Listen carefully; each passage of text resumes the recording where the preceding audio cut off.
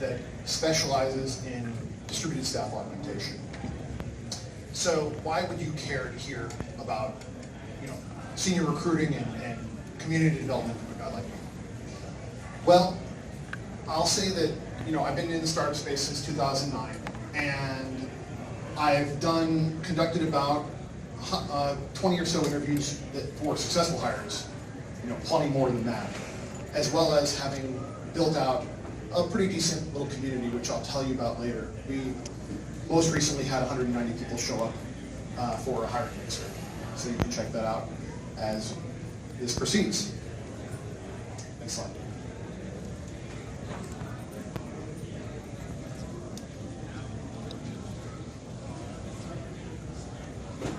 So while we're waiting for them to get their stuff together, we will just move ahead. So first off, if you checked out the title for this talk, it's How to Succeed in Senior Recruiting and Community Development Without Really Trying. And in a way, this is sort of half a joke and half serious. The reality is that the effort that it takes in order to be able to change your mindset from what most people are doing out there takes a lot of effort. Once you've made that change, everything that you do, from individual interactions to things at scale, which I'll go into later, actually do take a lot less effort. So let's take a peek at the next slide, please. I forgot to mention, I am flying out immediately after this. So I have an international flight, and I won't be able to go after 3 p.m. So just to let you know. Next slide.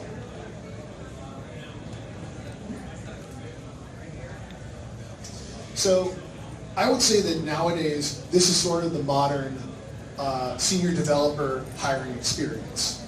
I call it cat call recruiting. Basically what happens is that you have a lot of people that are sort of approaching this developer at a very shallow level, objectifying them effectively. So they're not seeing the person as a whole person. They're saying, oh, hey, walking dollar sign, how can you do something for me?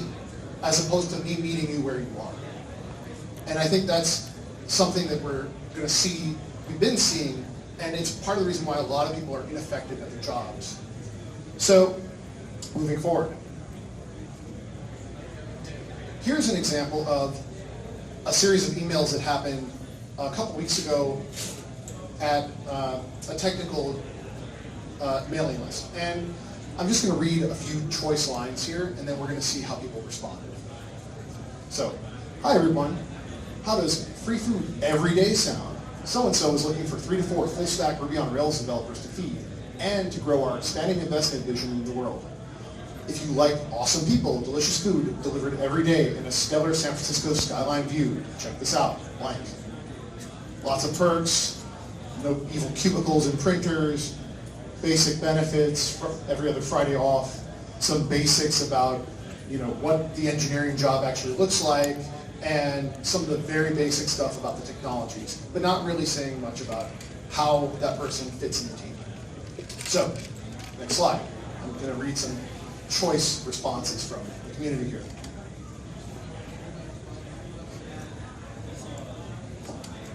Technical difficulties. Next slide, please.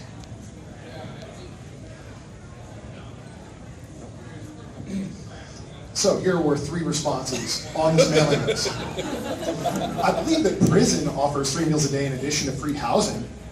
In many cases, prison also comes with a living lover. Does your company also offer free housing? Just to provide a counterpoint, I, for one, make all of my major life decisions based on whether there will be free food. Food for thought. Although it's far from sexy, the priorities are location, within 1 to 2 miles from where I live. No assholes on site. Market pay benefits business plan. I can make my own lunch. Next slide. So the question is, what happened here? Why did people respond in such a vitriolic way to that series of emails? It looked kind of normal, right? Okay, this is where we're going, this is what we're doing, here's some cool stuff. Hey, walking dollar sign, would you like to do stuff for us, and we'll try to treat you nicely as we understand it? So I think the problem is sort of shallow thinking, people that don't actually understand where developers are coming from, and kind of having this wrong energy as they lead. So let's lead with empathy and try to get outside of our heads and into the reality that other people are experiencing. So I'm going to do a quick little visualization exercise with you guys, and if it helps, feel free to close your eyes. But we're going to put ourselves into the mindset of what it means to be a senior developer. So, we're just in school. You somehow figured out that you're really interested in technical work, you like engineering maybe, or computer science, and you kind of get some skills, and you get through school one way or another, and you land your first job. Amazing. You're so happy that you got your first job. Who knew that it would happen? So you start to build up your skill set. You start to have, interesting experiences. You start to understand what it means to be technical and what your gifts are that you can offer the world. So now, after having gotten several years of work under your belt, you start to get these emails, maybe on LinkedIn, once to 10 times a week, saying stuff that doesn't have anything to do with you whatsoever. Just, hey, here's a job. Is this interesting to you? So, okay, end of exercise. Next slide, please. So, here is a slide from a book called Peak. I've got a buddy named Chip Connolly from Joie de Vivre hotel chain, he founded it. And he basically sort of redefined the way that we use Maslow's hierarchy of needs. So this is a simplified version of Maslow. Instead of the 5 levels, you basically have survival at the bottom, success at the middle, and transformation or self-actualization at the top. So what does it mean to be a senior developer from a Maslow's hierarchy? If you're actually in demand and you want to kind of make a dent in the universe, you've already passed these sort of money and recognition levels, or at least you're somewhere in the middle there, right? You're stable financially, people like you and accept you usually, and at this point in time, it's about finding meaning in work and not just a paycheck. So usually it comes with a big goal and finding a mission that is in alignment with your values.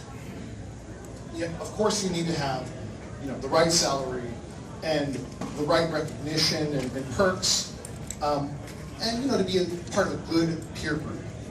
But I think that it takes a little bit more than that. So let's go to the next slide, please.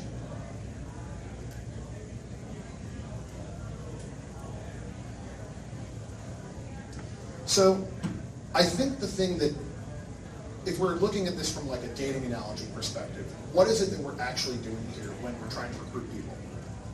It's not about just trying to offer some random value that doesn't mean anything to anybody, right? It's not catcall recruiting. What we're looking for is to create value and lead the interaction with value at every step of the way. So one of the ways that you can lead with value is to actually be authentic. So what does authenticity mean? I've actually thought about this a lot, right? So authenticity doesn't mean just saying the thing that's top of mind with very little thought. Nor does it mean to completely suck up to somebody and to try to do 100% of your research.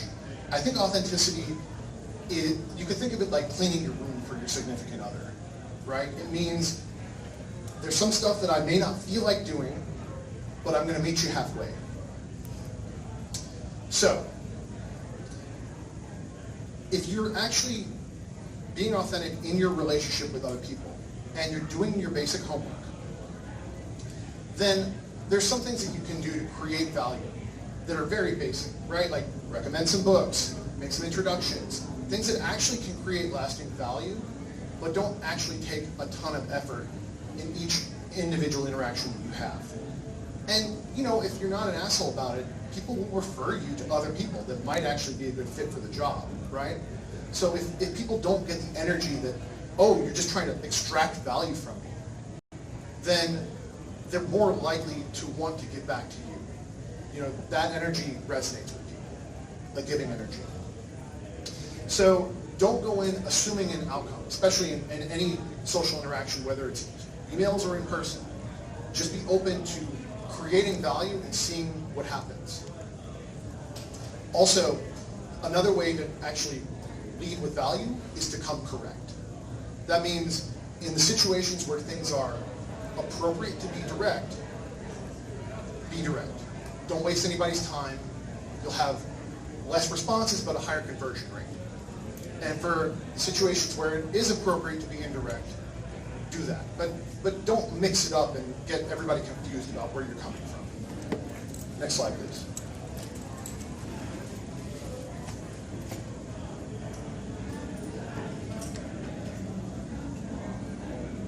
Okay, so I'm just going to skip ahead because I don't know what's going on with the AV.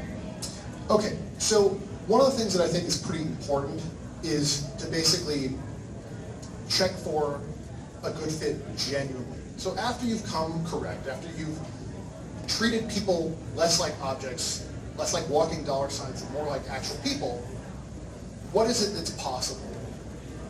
So in terms of actually finding a proper fit, I feel like kind of going up Maslow's hierarchy, looking for their passions and their motivations and trying to align the company with the person and vice versa is a much better recipe for success. Additionally, I would say that being very clear about what their role in the team is will go a long way. And giving them a sense of what it's like to work with a particular team. What's that culture? That sense of belonging. But these are baser needs that do need to be met. Finally, being precise about the skill set and whatever you know about the job, as long as you can make it clear that their ability to magnify their effectiveness as a person, to use technology to scale their personal effectiveness in the world, is possible, and you can explain that through the use of their skill set, then you're probably golden. So, I'm going to just skip ahead, and if you guys were able to see this picture, you'd see 100 plus people that showed up at an event of mine. Basically, one of the things that was really interesting was I had no idea this was going to happen. I did 2 meetups. I had 190 people show up to the second meetup that I did. I spent 20 hours total curating the entire thing, meetup number 1 and 2, and $0 except for the meetup costs. So the question is, and a lot of companies that are hiring for it. And it's pretty broad, but still specific enough so that anybody in that audience could feasibly be hired by any of the people that I interviewed or that were doing their pitches. So it was broad and yet deep at the same time. Additionally, you can I did some surveying and I did look to see what were the needs of the people that were being met. And what I did notice was there was a sense of belonging. People wanted to hang out with other developers. There were people that were actually curious about the companies as well. And even if they were already hired, they wanted to see what was up and coming. And that might hit any particular level of Maslow for them. Additionally, I think that there was some tactics that I employed, super duper basic, but that actually helped this become a little bit more successful. So we'll go to the next slide. So here's sort of the very high level, and I'll kind of dig into what I did at each of these basic steps. So in terms of audience building, first off, if you're not aware of this, Meetup gives you about 100 free, it advertises until you get up to 100 people in the Meetup. And if you think about what is the value of having somebody show up in person, and you're paying $10 a month for it, it's tremendous. Just that alone is amazing. Additionally, another little tactic that I used, which please don't tell Meetup because I'm sure I violated their terms of service, was I created a second Meetup group that was tangentially related, but that I could then funnel into the main Meetup. So I spiked the traffic. Additionally, I basically went to where people that go to meetups go to. So I went to the open mailing lists of other meetups that were popular. And of course, anybody who goes to meetups probably is open to going to other meetups. So that was pretty much all that I did for the first meetup, was email the meetup lists every couple weeks and start a couple meetups. After that, I did a little bit of work curating to make sure that the presenting companies that I was interviewing that had a few minutes each were a good fit for the audience, and that I was ready and they were ready to be interviewed so that I could pitch questions in a way that mattered to that audience. And then finally, the actual hosting itself. It's pretty basic, but I guess creating a nice experience for people and making things frictionless. It's pretty straightforward, but I got a lot of good feedback that made people come back again and again. So, next slide, please. So, that was just one example of tools at scale. I'm going to mention a couple other ones, and they're listed on some of the slides, so if you want to get the slides afterwards, feel free. One thing, the most recent Tim Ferriss podcast was actually really interesting. It was about hacking data. And it was basically using data science and automation in order to be more effective at dating. So you saw things like people that were split testing different subject lines, or the body, or the picture that was used in the dating scene, right? And what you would notice is that as you split test these things, you get more and more honed in on your audience. But this stuff doesn't work at scale if you're coming from a wrong place, if you don't get it. So if you give me 20 hypotheses that are failures, then you're just going to scale failure and piss more people off. So you really have to come correct, and then you can start to scale. One other thing, okay, so we're ready for the next slide. So I promised that I would talk about how to raise the level of your team. One key concept that I would have for you guys when you're trying to build a team that is senior is most mistakes, and I know this because I've been doing this since 2009, and I've seen people become senior and not. Most mistakes happen from the previous step. So a lot of the problems that you're going to run into are a recruiting quality problem, or a cultural fit problem, or a lack of the ability for somebody to enter into a thing that redefines what it means to be a software developer. Okay, so let's go to, one last thing. I was going to say that if people are in alignment, they help each other more, they work harder, they work longer. So things become way easier. You've heard of Steve Jobs' like draconian behavior, but because of the fact that there was a lot of alignment, people were willing to put up with it. I'm not saying be Steve Jobs, don't be an asshole, but if you have alignment, then there's a lot of magic that happens in terms of building teams. Okay, next slide, please. So, this is actually one of the books, I'm sure it's been in the zeitgeist. Creative. It's almost like there's a money blinder on it. Next slide, please. So I'm just going to read this slide to you guys. One source of frustration in the workplace is the frequent mismatch between what people must do and what people can do. When what they do exceeds their capabilities, the result is anxiety. When what they do falls short, the result is boredom. But when the match is just right, the results can be glorious. This is the essence of flow. In flow, people lived so deeply in the moment and felt so utterly in control that their sense of time, place, and even self melted away.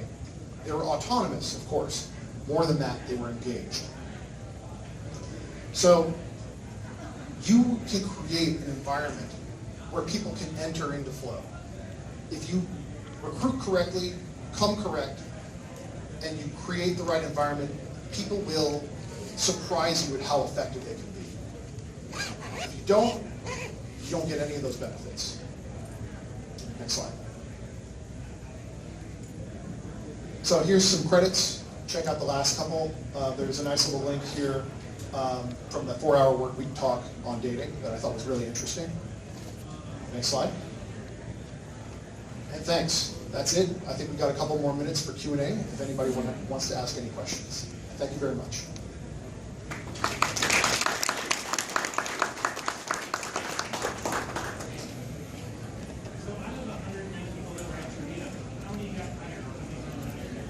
So the question was, how many people at the 190 ended up getting hired? And I heard basically from, there was an average of a hire per, I would say there was about 5 or 6 per. Part of the other thing that is important to know about that meetup is 80% of the people that show up are junior, and they have an immediate need. And some of them are diamonds in the rough, and a lot of them need to polish that diamond a little bit more before they're hireable.